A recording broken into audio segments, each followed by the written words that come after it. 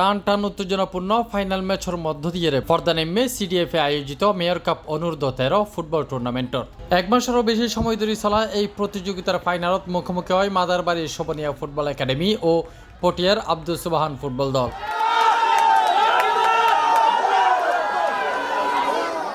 ম্যাচের প্রথমার্ধে 1 গোল গড়িয়ে আগায় যায় মাদারবাড়ির শোভনিয়া, তবে দ্বিতীয়ার্ধের একেবারে শেষ দিকে নাটকীয়ভাবে ঘুরিতিয়াই পটিয়ার আব্দুল সুবহান ফুটবল দল টানা দুয়া ফ্রি কিকত্ব গোল গড়ি 2-1 ব্যবধানে জয় নিশ্চিত করে তারা। মাঠ জুড়ি তখন বিজয় উল্লাসত ভাসি পড়ে পটিয়া দলের খেলোয়াড় ও সমর্থক।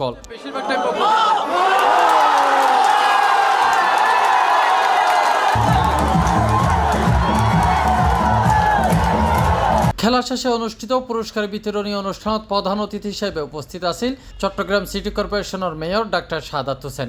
এছাড়াও উপস্থিত আছেন সিডিএফ এর কর্মকর্তাবৃন্দ ও ক্রীড়া সংগঠক।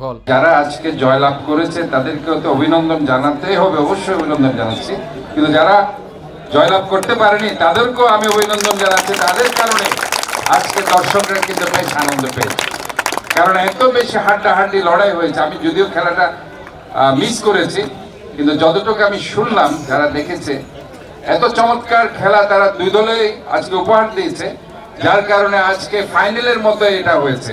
তবে ম্যাচ শেষে উগ্গা বিষয় লইয়ে প্রশ্ন উড়িয়ে ফাইনাল খেলার চ্যাম্পিয়ন রানার আপ ও ম্যাচ সেরা খেলোয়াড়রে পুরস্কৃত করা হইল রীতি অনুযায়ী দেয়া নয় টুর্নামেন্টের সেরা খেলোয়াড়, সেরা গোলরক্ষক এবং সর্বোচ্চ গোলদাতার পুরস্কার।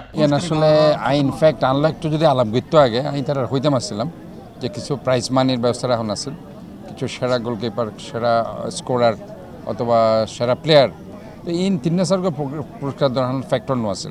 আর সামনে যে টুর্নামেন্ট হইব নেক্সট টাইম ইনশাল্লাহ আসবে। Tafim Alamgir, C+ TV, Chittagong.